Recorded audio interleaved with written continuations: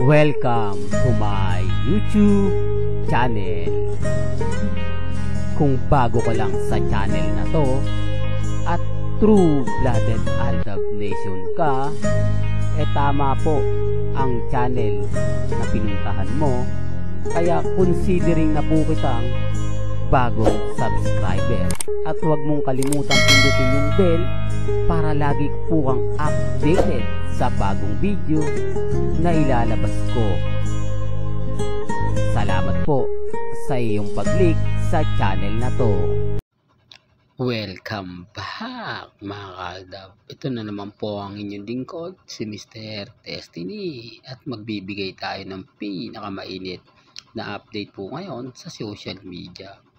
Ito yung pinaka-latest mga kaaldab na kumbaga video na nakuha po natin. Sabi ko nga po sa inyo dito po sa channel ni Mr. Destiny, marami po kayong makukuhang update na hindi po nila napapanood at hindi po nila napapakinggan.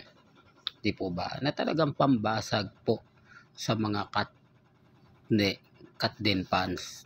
Pasensya na po kayo kung ito na naman po yung topic natin. Pandiinan po kasi ito para tuluyan po silang madismaya. Para tuluyan po nilang matanggap na wala po talagang relasyon sina Alden Richards at si Catherine, na ginamit lang po ito para lang po sa pelikula. Hindi po ba? Kasi una sa lahat, kung nabalitaan nyo naman po yung mga bali-balita na galing po mismo sa ABS-CBN at GMA Network, wala po ron yung sinasabing nagkakaroon ata ng relasyon. At never pong tinanong ng ABS-CBN kung nanliligaw ba si Alden Richards kay Catherine. Kung sila na nga po ba o kung may namumuo na nga po bang MU o mutual understanding. Di po ba? Pero wala Real talk, wala. Kahit po ang GMA Network, di po ba? Walang pinakitang na relasyon o na sinasabing kumbaga pinakikilig nila yung fans, may relasyon na silang dalawa. Wala. Hindi po ba? At tinanong naman po si Alden Richards ni Boy Abunda. Hindi po ba? May mga bagay-bagay po na kumbaga mapapaisip talaga kayo. At ganoon din naman po si Catherine. Hindi po ba?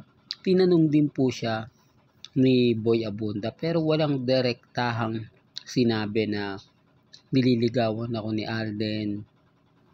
Hindi po ba? Real talk mga kaaldab. Wala rin sinabi si Alden Richards na nililigawan niya si Catherine. Kaya nga po yung mga sinasabi ko at binabalita ko, ramdam nyo naman po, di po ba? Kita nyo naman po yung ebidensya at resibo. Ito lang po yung katotohanan na hindi po nila matanggap.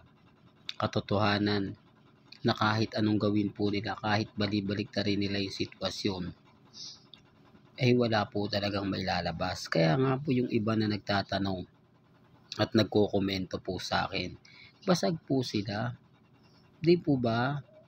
Real talk mga kaaldab. Ako, kumbaga kahit anong sabihin nila, kahit anong ipayag nila, tutuloy ko lang po, di po ba, pambabasag sa kanila. Dati-rate ako po yung dinidiin nila. Ako po yung sinasabihan nila, mag-move on ka na Mr. Destiny. Andito na yung cut din. Andito na yung dalawa. Tamang-tama lang po yung pagkakataon. Siguro kaya daw po naghiwalay si Catherine at si Daniel. Para lang po talaga kay Alden Richards. Ang daming kwento na ganun. Hindi po ba? Na kahit yung mga mamis, mga titas, mga senyor, binabanatan po ng cut din. Lalo na po yung may nag-sponsor ng print. Kita nyo po ba yon? Yung cup, yung mga accessories na sina Alden at si Catherine, talagang kumalat na po siya. Talagang pinapakita pa po sa akin yung mga ina-upload ko. Nagpapadala pa po sila ng mga photos para lang po mabasag ako. O ngayon, naniniwala na po ba kayo na totoong ginamit lang po talaga ng ABS-CBN at GMA Network ang mga funds? Although hindi ganun, hindi po siguro masasabi natin na ang dapat sisihin ang GMA Network at ang ABS-CBN, di po ba? Kasi kung titignan nyo, hugas, kahit hindi na sila maghugas ng kamay, kasi sasabihin lang nila, wala naman kaming pinaasa. Hindi naman namin sinabi na may relasyon na yung dalawa. Wala kaming sinabi na nahuhuling ganito ganyan kaswitan. Wala nga po talaga. At totoo naman po yun. Aminado naman po tayo kasi updated tayo. Kasi tinitignan natin kung ano nga po ba yung ibabalita. At ganun din naman po ang ABS-CBN, ang 24 oras. Sino Mr. Destiny sa palagay nyo nagpakalat ng yan? Yan po yung mga nagpa-hype lang. Mga taga ABS-CBN din po at GMA Network ang gumawa niyan. Pero sa ibang tao po nila ibinaling para hindi nga po sila masisi. Alam po kasi ng ABS-CBN at GMA na kapag may kumbaga nagpasiklab ng apoy at talagang magbabaga yan o kakalat yan, di po ba? Parang sunog yan na mahirap pigilan, lalo na po kapag sobrang lakas. Kaya naman po yung mga ibang vlogger at yung mga taong masasabi natin na malalapit kuno at may mga source, nakisawsaw na. Diyan na nga po pumasok sina Ray Pumaloy ng Abante News, Christopher Min at syempre si Ogie Diaz. Sila po yung tuloy-tuloy yung update ng mga panahon na nasa Canada sina Alden Richards at si Catherine. Sila rin po yung mga nagpakalat na kumbaga may namumuong relasyon.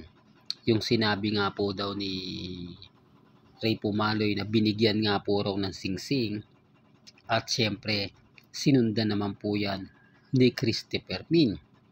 At ang pinakamalupit nga po rito, etong kay Ogie Diaz na sinasabi niya nga po raw na ayon sa kanyang reliable source, meron na nga po raw relasyon sina Catherine at si Alden Richards. Dahil sa ban nga po raw ito. Kasi nyo, may nangyari po raw sa ban na hindi po raw nakita sa labas na kung saan pinag-usapan at pinagpiestahan yung pagyakap nga po ni Alden Richards kay Catherine. Yun po yung pamamaalam. Yung huling kumbaga pagsasama nila galing nga po ng Canada. Yung pag-uwi po ng dalawa, niyakap ni Alden, parang goodbye hug nga po yun. Na syempre pinakilig daw po lahat ng mga kat din. Masayang masaya yung mga kat din. Halos isang buwan din po yung pinag-usapan at pinagpiestahan.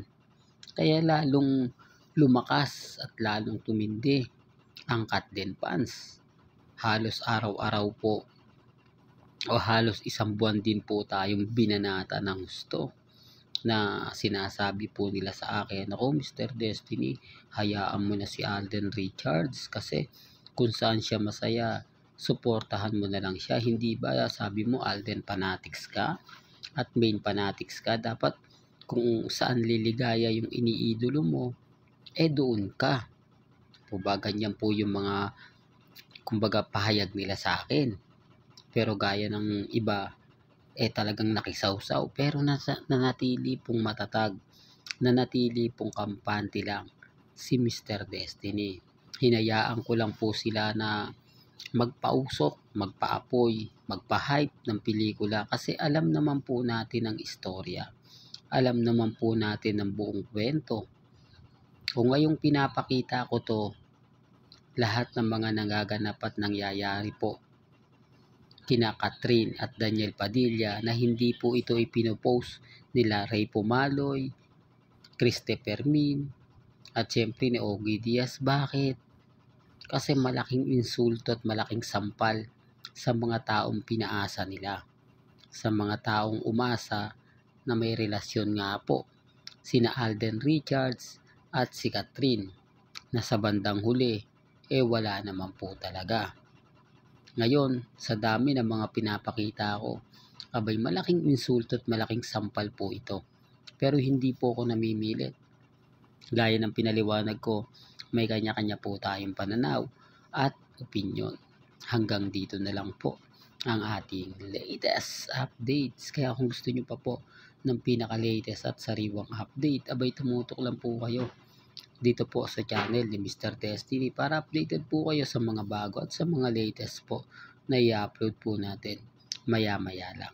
Kaya kung bago ka lang sa channel na to at isa kang true-blooded Aldab Nation na nagmamahal kina Mengay at Isoy, tama po ang channel na pinuntahan mo, kaya consider na po kitang bagong subscriber. At huwag mong kalimutang i-share ang mga video po natin sa mga mami, sa mga titas, at sa mga senyor. Hanggang sa muli, salamat po sa panonood at pakikinig.